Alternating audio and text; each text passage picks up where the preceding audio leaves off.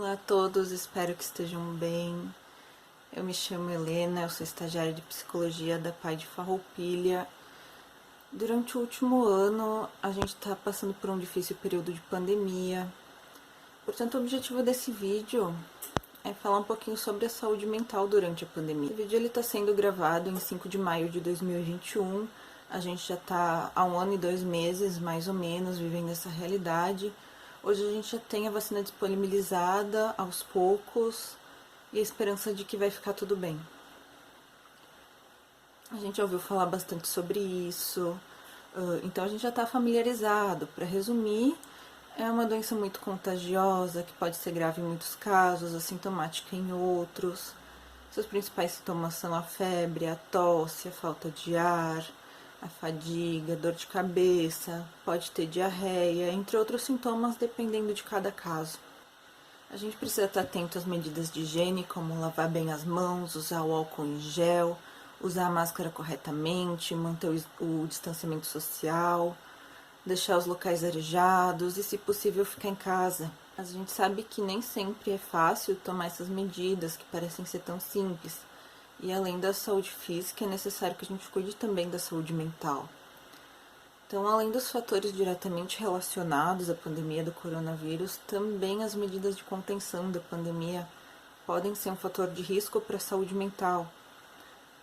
Durante esse período, podem surgir mais sintomas de depressão, de ansiedade, de insônia, dificuldade de concentração, irritabilidade, nervosismo, confusão, raiva, sintomas de estresse pós-traumático, em alguns casos consumo excessivo de álcool, sintomas obsessivos compulsivos, a somatização devido à ansiedade em relação à saúde, ou seja, o pensar que eu estou doente, frustrações, angústia, medo, percepções distorcidas, o estresse e uma maior necessidade de suporte psicológico. Muitos fatores eles podem agravar ou gerar problemas mentais e sofrimento no atual momento, como o risco de contágio, o medo da perda de membros da família, a perda de renda ou desemprego, a escassez de suprimentos, a incerteza, o estresse, a pressão psicológica,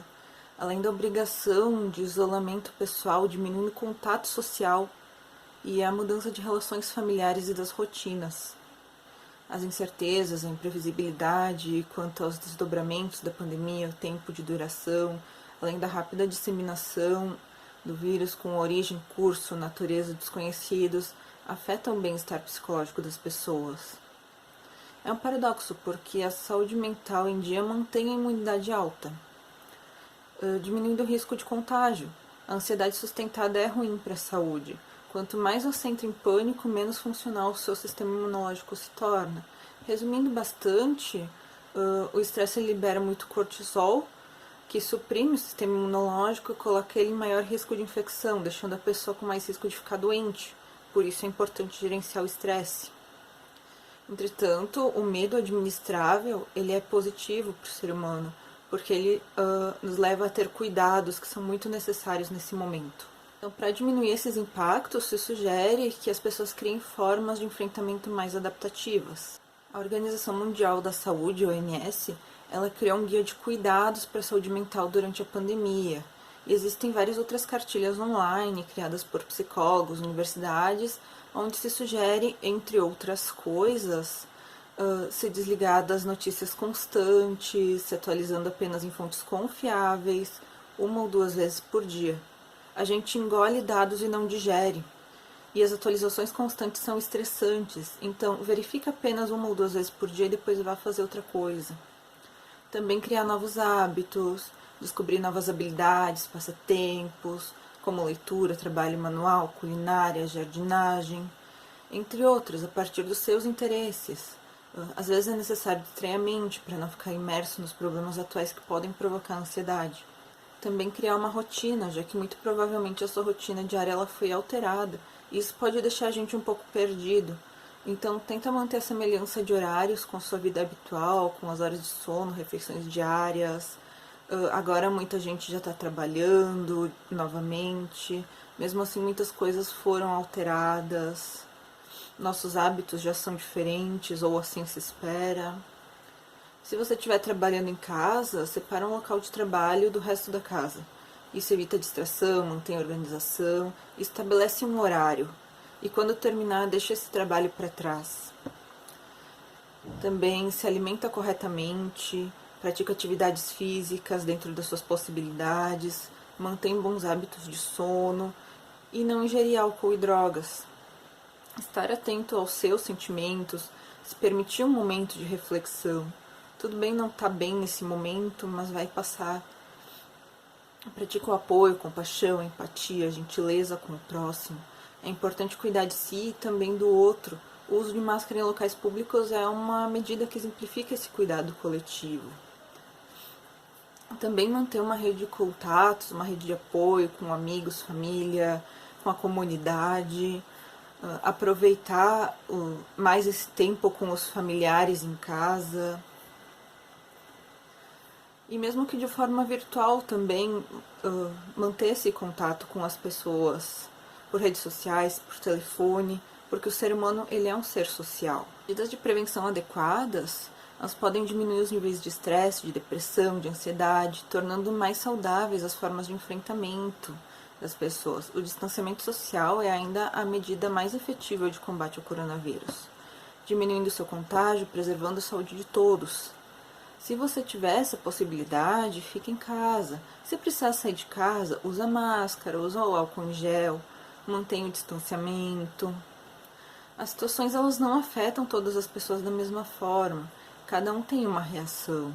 E a pandemia ela apresenta uma crise que requer uma manutenção do equilíbrio psicológico, reúne muitos fatores estressores. É comum que as pessoas experimentem ansiedade em diversos níveis diante dessa situação. E o problema dessa doença está vinculado muito ao nosso comportamento, por isso é importante a gente mudar o estilo de vida.